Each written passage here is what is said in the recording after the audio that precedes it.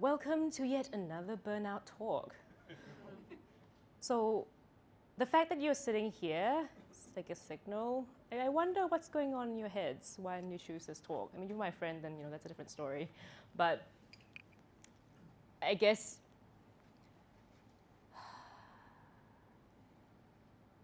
the fact that this talk was selected when I submitted to others is probably showing or telling of the state of the industry or the organizers or how the organizers perceive the audience to be. So hopefully this will be a kind of a healing journey for some of you, or to be horrified at what's coming up, whatever works for you there. Now, this talk does contain this thing called emotions, and it's rather uncomfortable to be doing it on a stage on a Saturday morning. One of the places has given me two of my burnouts, but whatever, right? If you see teary eyes, that's okay. I'm actually much better than I was when I first started writing this talk, or when I had my burnout. So don't worry. Don't panic. Don't feel upset. Don't try to get up. I'll get over it. It's fine. It's just a residue feeling. I'm not feeling upset right now. So at this time last year, right, I have already submitted my resignation. So March 2025. And I was in the middle of wrapping up my things, preparing to leave a company that I invested almost 7 years of my life in.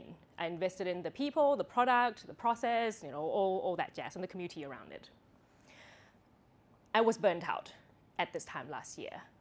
And if you look at it positively, by this time last year, I have stopped crying in the middle of the night.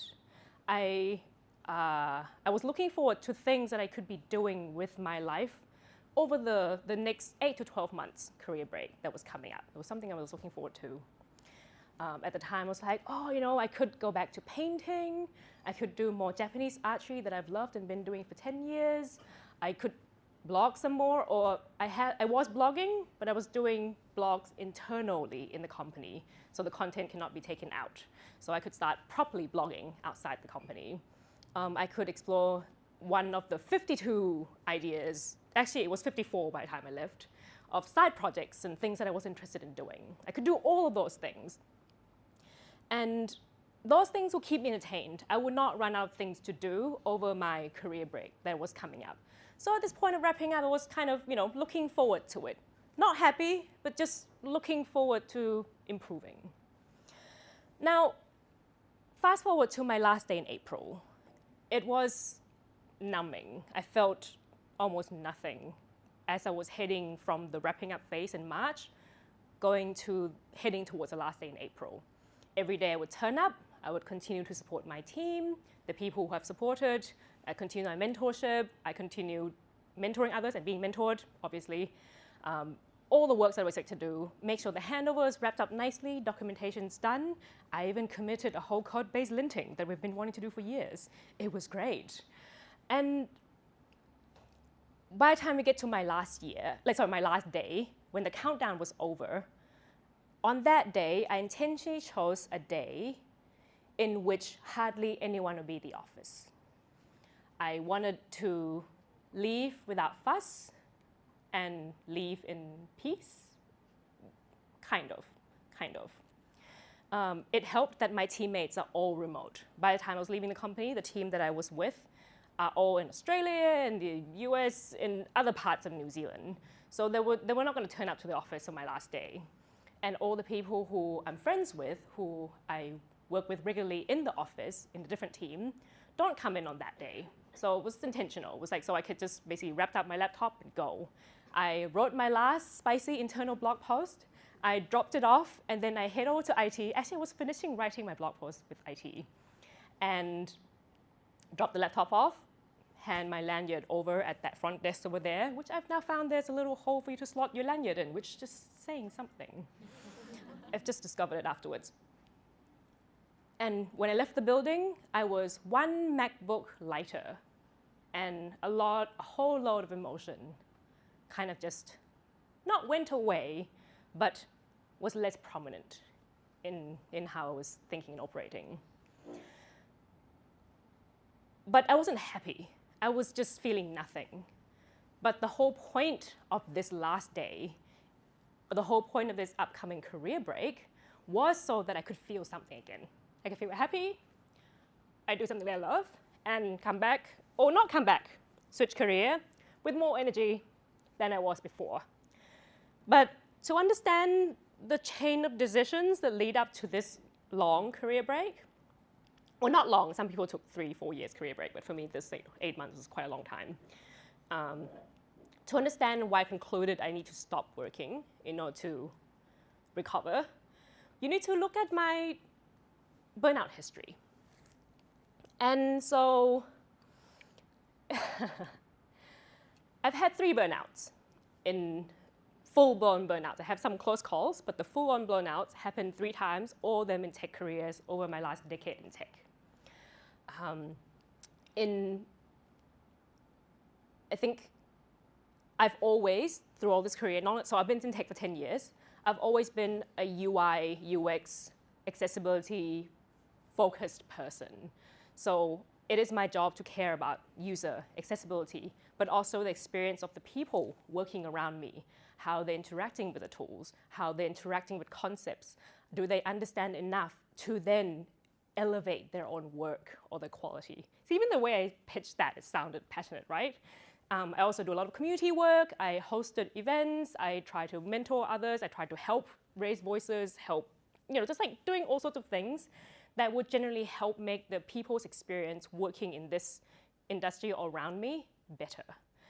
The first burnout was actually in 2017. At the time, I was a front-end developer, your humble junior becoming intermediate front-end developer. I was working at a digital agency, so we work with clients, big clients, working on really interesting, informative sites. Some of them are real inspirational, have lots of images, lots of cool stuff.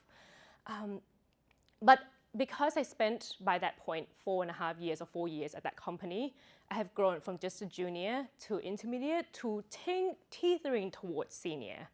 And because it was a small place, there was only so much role-level growth you could go. There's always going to have to be a senior or a decision maker in such places. And because a small place, usually with long-running careers of people who they've also grown into senior or leadership role, there was no room for me, right?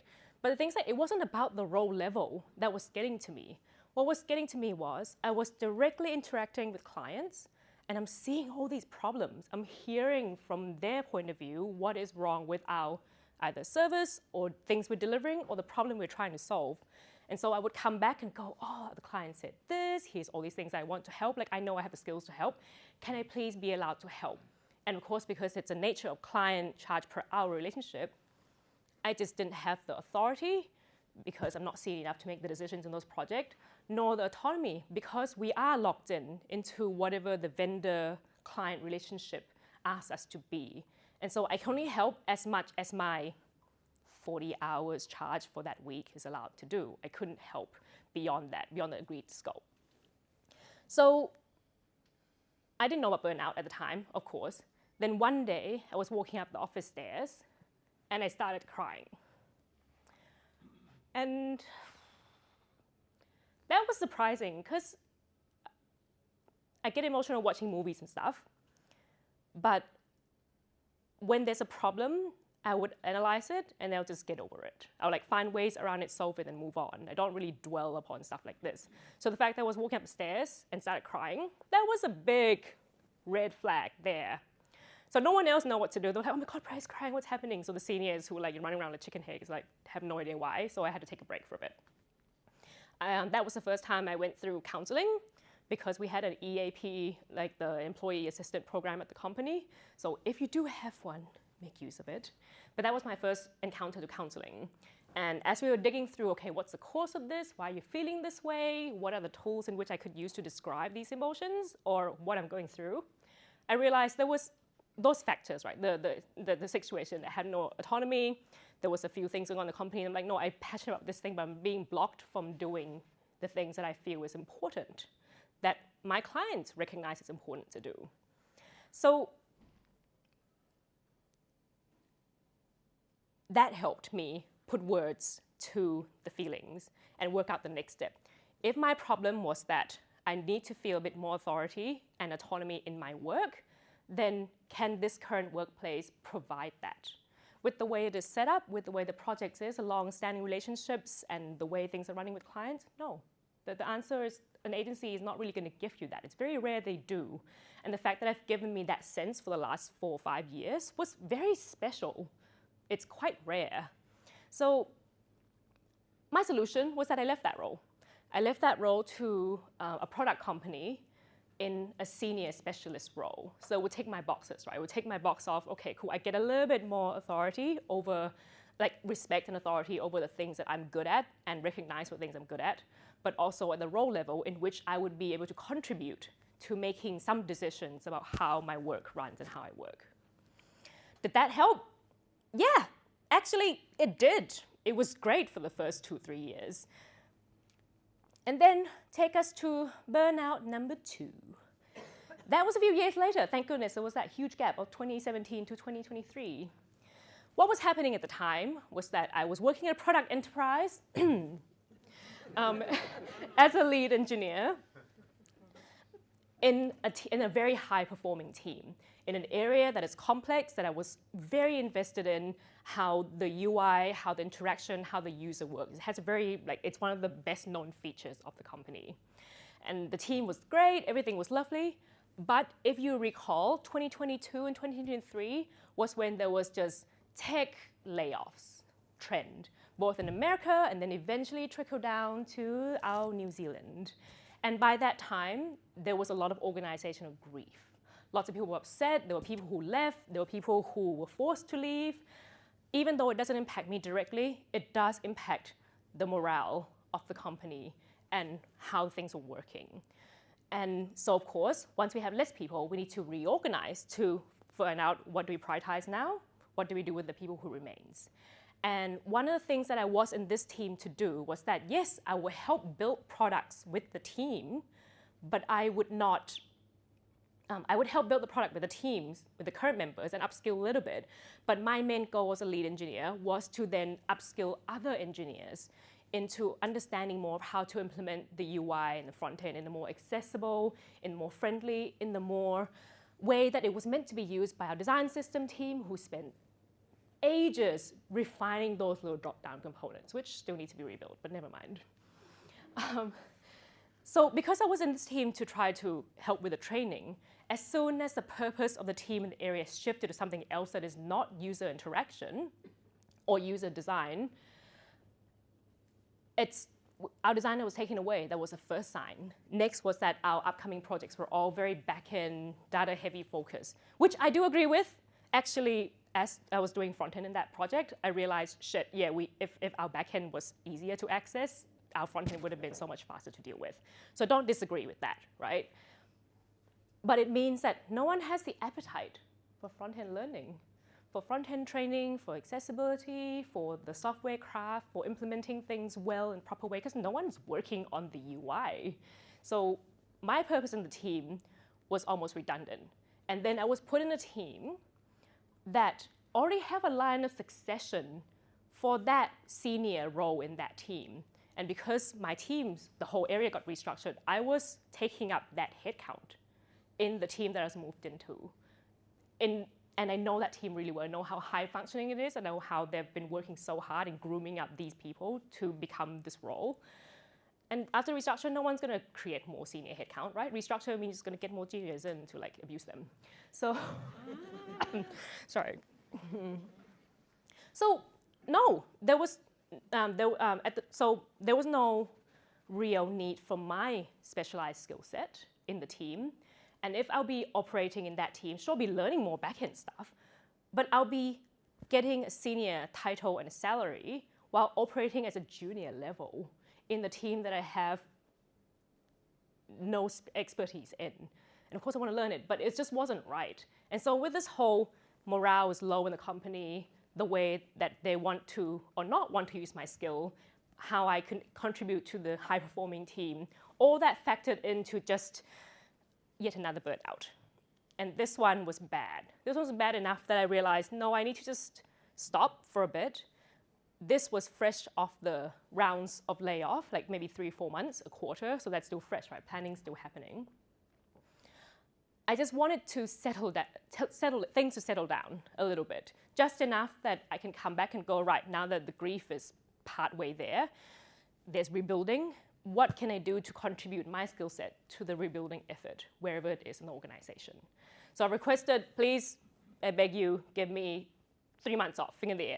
At this point, like, I think 1 month's not enough because everyone have 1 month leave and then you come back and you feel like you're just straight back in it, right? So I needed just enough time to recover, but also I realized a lot of the factors that come into play with this burnout was just the team that was being put in that has no need for my skill set. So another way that I need to resolve that was, no, I need to go somewhere else that needs my skill set, or that's something that I can help contribute in a meaningful way. And therefore, I've managed to secure a role inside the same company that I can move to, just so that when I come back from my 3-month sabbatical, I can come back into a new role, into a new team, where the purpose aligns with how I want to operate. So that was a lucky break, but at that time I was in the company for long enough to be able to make those connections and understand the systems enough to move things on. So yes, symptoms, when I was spotting this, when I was going through all this, right, everyone was sad, I was withdrawal, I was tired all the time. And this is where, in my first burnout, I was crying just walking up the stairs or thinking about it. But this time I was crying going to bed every night. So I know that it would take at least 1.5 months to kind of recover. So I needed at the minimum that 1.5, 2 months, 3 months break. So yes, did that help? Did the 3 months and then coming back to a new role help? Yes, it did. But I also realized that I was coming back to a very similar situation.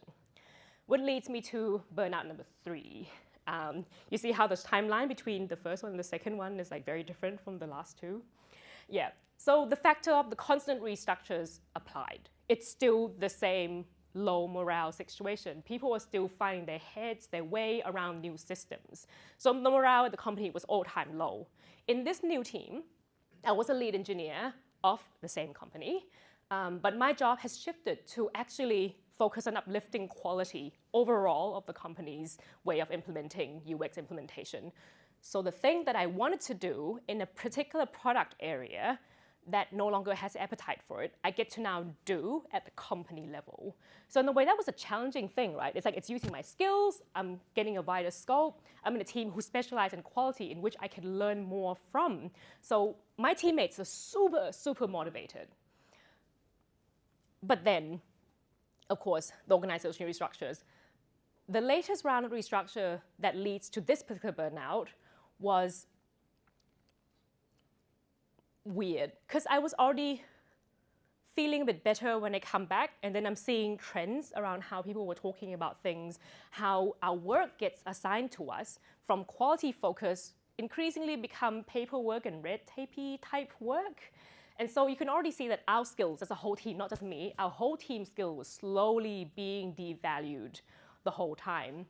And then if I ask myself, is making this slide deck for a certain type of leader meeting the things that I care about, which is uplifting the quality of UX of our organization? No, it's not. I'm just pushing paperwork to a deadline and not seeing any value in it. And then, of course, I was promised a lot of autonomy as a lead engineer in a team of specialists who educate. So, and then soon after I come back, we did get that, and then things shifted. And then we started getting handed over, okay, we need a proposal on this thing by this Friday. Or actually, it was yesterday, but I'm giving you another 2 days to do it. So with these kind of hamster wheel of just paperwork and mismatched value, it's just eroding the team's morale. And so the same symptoms as a second burnout start appearing. Constant tiredness, crying in bed, tearing up randomly. But this time, I was even more negative in my conversations with people who are not even in my team. And that's telling something. Because if you have interacted with me in any capacity, you know that I try to be not positive, but realistic. Optimistically realistic about how we could do things. And so if I'm constantly negative the whole time, something is wrong. So if you look at burnout 1, 2, 3, patterns has started to emerge a little bit here, right? Burnout number 1, the cause, role level and client autonomy, no authority. I end up choosing a new workplace, a specialist role. So that solved the problem, tick. Burnout number 2, skill sets not valuable, taking up headcount, running teams dynamics. So take a break for 3 months, move into a new team with a specialized education role that again meets my personal values and how I want to operate. Now, burnout number 3, the skills are not valuable, post-restructure morale, work value mismatch. What would I do to resolve this issue? Of course, the problem would definitely to leave, but in what terms? And for how long? And what's next from there? And in order for us to work that out, in order for me to resolve this, I need to take a really close look at myself and learn more about myself. So after a long examination and talking to lots of people that I'm friends with, I realized that I care. But not just care for no reason. I care about very specific things. I care about the experience of the end people, reading my work, documentation, user experience, the tools I built. I care about those. I care about the target audience of my talk, what takeaways you're going to have after this talk. I care about my colleagues, people who I work with. What is their experience like interacting with me? How are we operating as a team? At what morale level, at what efficiency are we operating? I care a lot about these stuff. And so when of course I burn out, I would naturally burn out when I don't see the value in the things that I'm building or working on. I don't see how it even helps with these experiences. Or I don't have a say in how I do certain work. I don't want freedom for anything, I'm realistic, right? But what I want is, hey, you hired me as a specialist, or I know enough about my work to be able to make certain decisions, not giving me a list of documents for me to just tick boxes. AI could do that. And then I also learned that I get personal satisfaction, this regardless of work or not, right? I get personal satisfaction from meeting my own personal standards. Now, it sounds like it highs for a lot of people, right? Some people were like, oh, that's perfectionist thing. Like, no, I can leave that kitchen half clean, and that's fine. There are certain things that I have personal satisfaction about. And I don't care what your standard is, but if it's my work, I want to make sure that at least a little bit cleaned up. At least the slide doesn't look like it's not readable. At least the contrast is clear. At least I can read, instead of paragraph, it's a bullet list, so that's easy for me to read afterwards. So there's certain things that I feel satisfaction from that I don't even need feedback from, or praise, because I know that I've done a work to the level that I'll be happy with. If I look back now, I can get, yeah, I'm happy I did that. I also like working in motivated, skilled, purpose-driven team or group. And hence why when everyone is a specialist and is demoralized or is not allowed to do what they are good at, that's a recipe for another burnout, hence the first 1, 2, 3 burnout that I had. On a note though, is that it's not just purpose-driven for purpose-driven sake, right? I also get burnout when I work with unrealistic people. We've all met those humans, right? They're lovely, they're optimistic, they're bubbly as hell. They're like, we could change the world. And I'm like, no, you can't. Not within 40 hours at this level of pay, you know? So now that I learned that I care, and I get satisfaction from basically being able to control the level, quality, and how I work, let's look at how I could resolve this, right? So first of all, I'm freaking tired. At this point, I'm just done. I need to take a break. I need to be away. And I've learned from the second burnout that 3 months was good, but I still came back into it. And I'm only like 80, 70% recovered. If I wanted to be not 100, 95% recovered, I needed much longer time scale. But also, after all this, I realized, look, I'm realistic about the industry, right? No one cares about front end in New Zealand. No one. Let's be real here. So the fact that I specialize in this thing that no one cares about, that's already putting me on the back foot. I needed to expand my skill set. And the reason why I have not been able to expand my skill set previously is because I've gotten so good and well known at the things I'm good at that I'm constantly pinged about those things. And I'm happy, that's fine. But it lets me run away from the things that always scares me. the deep, dark bit of the RDS database. You know, it's just like things like that I just like, I know the keywords and the concepts, but I just haven't like done it in practice. So of course, when you don't know something, you naturally sort of have the fear or like you skirt around it. You find ways or small excuses to sort of not go into it. Even though you're interested, you want to learn it, but you're kind of like, oh, but if I had to deliver this here tomorrow, I'm a bit reluctant. Can someone else do this? And then I'll go and read your pull request later, right? That's like the tendency that, you know, me as a sad learner operate. So I needed a break, but also needed to expand my skill set just a little bit there. And while I'm breaking, of course, I want to do my hobbies, recover, get better, because at this point I'm numb.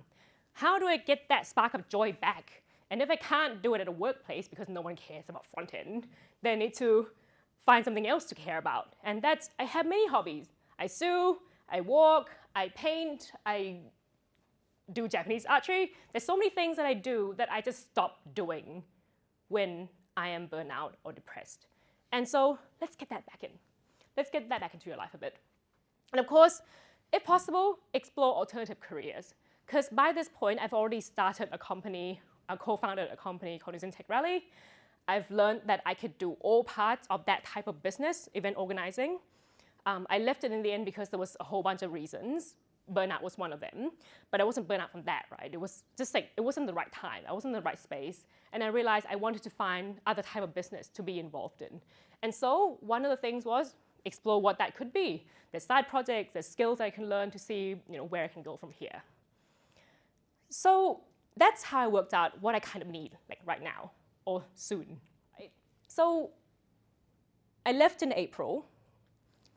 I resigned in March. In December, I was planning because in October, I was completely burnt out and I just was dealing with processing what the causes of this. So by the time I arrive at this thinking point, it was December. And of course, you know, end of the year, everyone thinks about their New Year resolution and OKR and plans and all that stuff. So of course, I'll jump on board and have a play.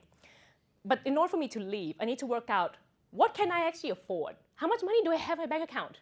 How much am I spending a month? And the thing is, I have been quite lucky that I've been good with money most of my life. And so I roughly know that if my monthly income come in, I save this much just for expenses, and the rest I can stash away in an investment account. Like I just know that I have a very consistent stream of expenses. Because I knew this, I can go, right, times that by however many months, what's my financial runway? How long can I operate or go without income until I needed to get a job again?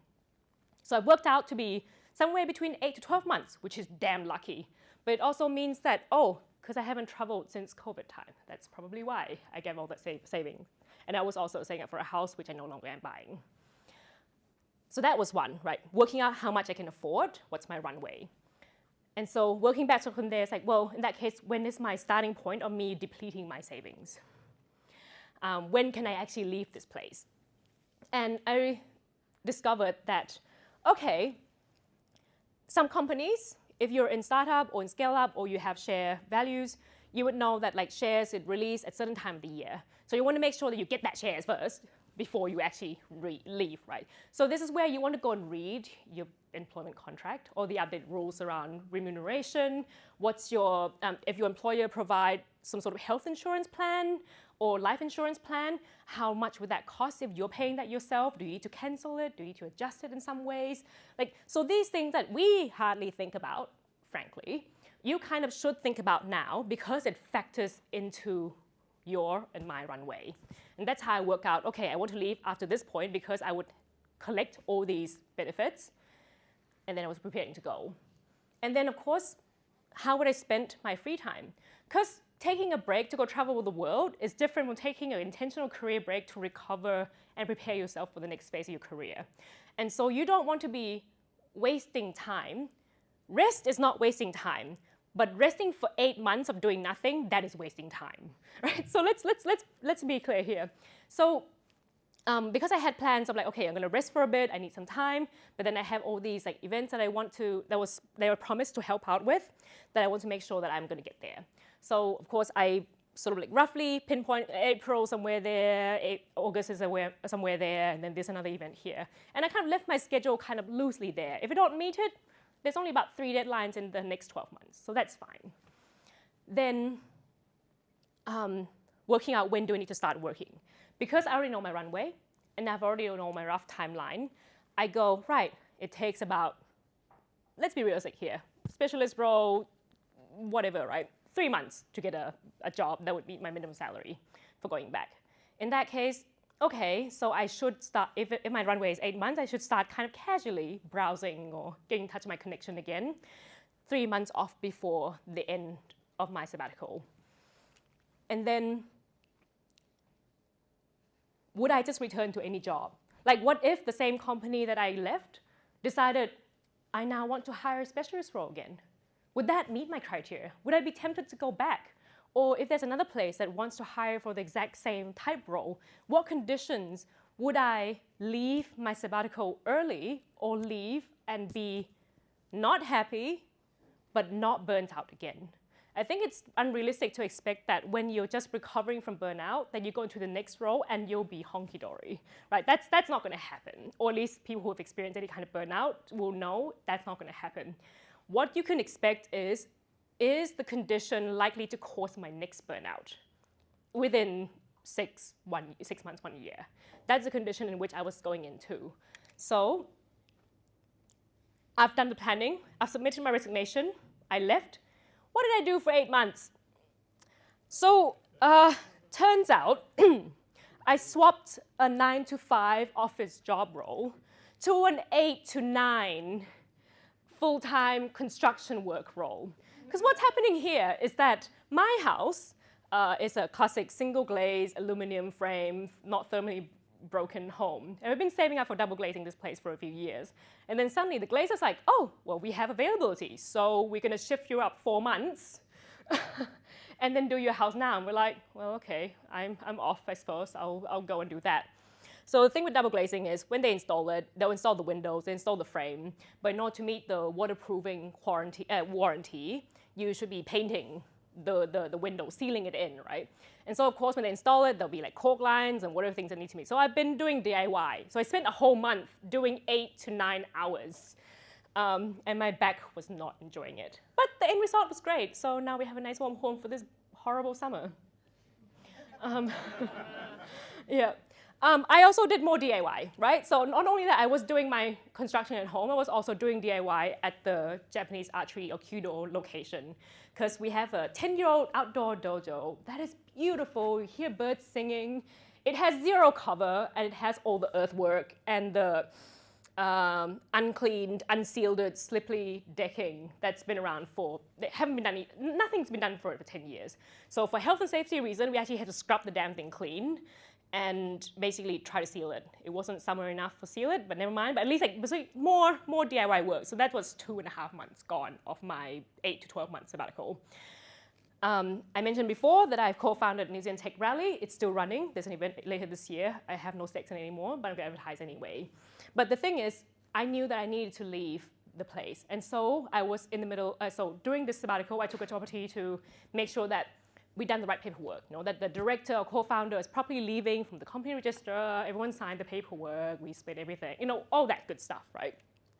So it was sad that I lost ownership of a community, but I was invited to join other ones. Like there's this, I ended up interviewing my sister in an experience sharing thing for the Thai community, where Thai students are like, I studied Vic University, but then I have no idea what to do in New Zealand job market afterwards. So here's just us sharing stories. So I was emceeing that event. That was cool. I also, of course, went hard on Kyudo. Not only that I was doing the DIY stuff for the Kyudo, I was also involved in organizing our 10th anniversary event for Wellington Kyudo Club. And so we had Japanese teachers fly over, so there's a whole bunch of logistics going on there. And of course, I get to practice more Kyudo.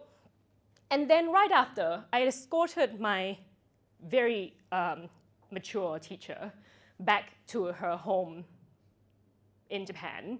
And while I was there, I took an opportunity to take my 3rd grade examination. There's grades to take for martial arts. And then I traveled Japan for a bit, and then my husband joined me, and we do like a theme parks tour afterwards. So there was a modicum of like work, some fun work, and then some rest, traveling, refill my cup a little bit there. So by this point, right, this was towards the November, October period. I was like, right, this is kind of like a 3 months mark period, because I worked out in the end that, oh, I actually have 12 months one way rather than 8 months one way. So I was casually looking in my connection.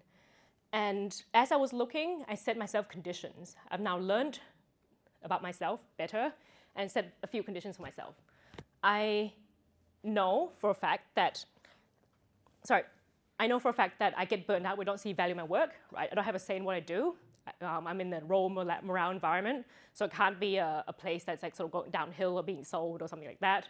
I can't work with unmotivated or unrealistic workplace. That's just something that just gives me burnout immediately.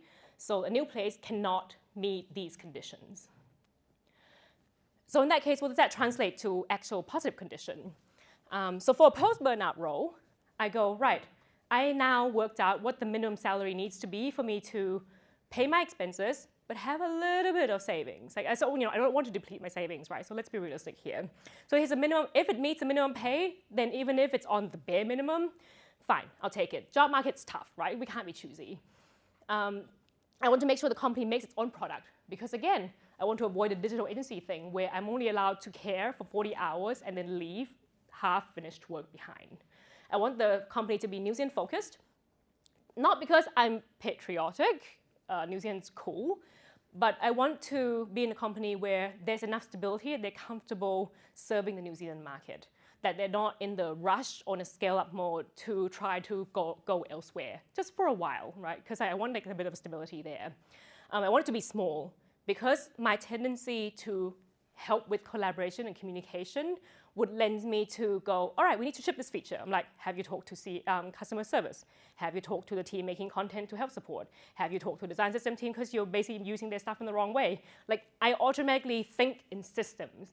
And because that is my tendency, I should go for a place that is small so that even if I have this tendency to expand my scope of work, it expands to maximum of 20 people rather than 28,000 people. Right? So that's kind of the gist of it. I want a reasonable manager. I was talking to Katrina earlier, and I was like, my condition was a reasonable manager is someone that will manage me for longer than 6 months, and I know, someone who will manage me longer than 6 months, and that is realistic with how they operate their work. That was a bare. I don't want best performing manager in the world. I just want these two, because in my previous 2 burnout, in my time at this one company, I've had 10 managers by the time I left. And in the last 1 year alone, I had 6. And so that's enough. It's done. I don't want that. I also want a slightly motivated team. And the key word is slightly.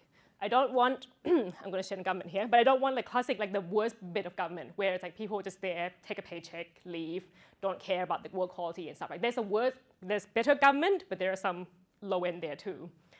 I want a slightly motivated team where they care enough about what they do that if there's an improvement that should be done, they will go ahead and do it. But not so much I'll be like, oh yeah, we can do all these other features and we're going to go out and get the Australian market or the US market or the whatever, right? I don't need that right now in my career. But I want to also expand my skill set and tech stack. Those things I've been afraid of in the back end or I've been avoiding doing or get away with doing. Let's make sure I go and learn that thing while I'm in this role, if I'm going to take up any role at all. And I want to learn without pressure. So if I'm going to take a manager role or a lead role, I need to make sure there's someone more senior or more accountable to my work than me, because then it takes the pressure off making mistakes and learning. So there's a few conditions I need to set here. I actually landed 2 companies, or not like landed offer in 2 companies. Company A, same industry as my previous workplace, but the role is a lead type, manage other specialist type role, so you manage a team. And one of their main pieces that they want to call me in for a front-end modernization work. So things that are right up my alley, right? We use my skill set, the things I value, et cetera, et cetera. In terms of how I would operate in there, like the CTO himself would be my mentor. So if I want to know more about how to manage, how you make decisions at that level, that would be pretty cool. I would get to learn those stuff. And this will be my first formal people management role in New Zealand. I have managed people before, but in a different country and different context. I have mentored other people, but never formally in New Zealand. So that would be like a managerial experience. Then company B, a completely different industry from what I'm used to. It would be an intermediate full stack role. So from a lead back to intermediate role. I'll be maintaining systems, like everyday stuff, like a classic product building things. And there'll be senior devs who have experience in that system to, I guess, mentor me through my process. And I'll get to learn the backend DevOps and stuff in a practical way. So of course, based on how I understood myself, based on the conditions in which I set, I realized, no, company B is a better fit for my needs right now, or at least for the next few years, right? Let's be realistic here. How's it going there? It's okay. When people ask me, how are you doing? Are you enjoying it? I'm like, how can I enjoy some place that doesn't care about design or front end, right? So no, I'm not gonna enjoy the place, but am I learning? Am I meeting the goals that I've set out for myself to recover from burnout, to be in a place where people are slightly motivated, so there's enough there? Am I learning? Am I doing things that I want to do when I set out to work in this company? Yes, I am. So I'm satisfied, and I'm slowly feeling joy again in things that are not quite work, but in things that are in my hobbies. I've brought them back over the last 8 months, and some of them have really stuck, and I've been really happy about that. And so now I'm in the monitoring mode. I'm making sure that I don't slip into yet another burnout. And so based on all the things I've learned and all the things I've shared about my own personal experience, the flags for myself are in multiple stages. So first, I would stop doing hobbies. Now, I'm not going to stop doing Kudo anymore because I made that mistake in my first burnout. But I've stopped other variety of hobbies that I have. I stopped switching around them. I've stopped tinkering. So that's stage one. You need to notice the flags there. Stage two is I've started to become more negative, not just on a particular project or topic, but generally speaking. When I interact with people, I'm negative. Not neutral, but negative. And that's the next warning sign. And then, of course, waking up tired. Sleep is lovely. I love staying in bed. I love just lounging and eating junk and then staying in bed. It feels great at the time. But if I wake up tired, regardless of what I did to feel like I recovered in bed, if I wake up tired, that's another warning sign that I've learned.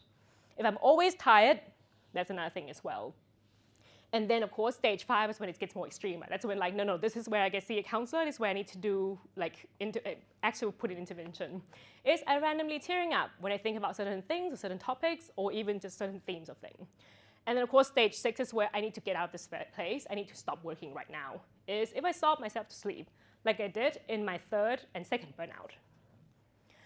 Not everyone can afford to do the stop for 8 months and then take a minimum salary like I did, right? I don't have a kid, or I do have some mortgage to pay, but nothing with a lot of you guys. So some of you can't afford this. But the takeaway from this is learn what motivates you. Learn what fulfills you, and set personal goals. Not the crappy business OKR, like I had to achieve these, tasks by the end of this quarter, but more like, why are you working in this role, in this organization, or with this organization if you're contracting? Once you've learned what keeps you grounded, adapt how you service those needs based on what you're feeling at the time. Know your red flags, know your personal goals. And when you know that, that is a path to a more sustainable career so that you don't have to take this gigantic break of a career break again. And hopefully, none of you experience something as bad as this. Please learn from my mistakes. But yes, it's good and it always pays to know thyself. Thank you.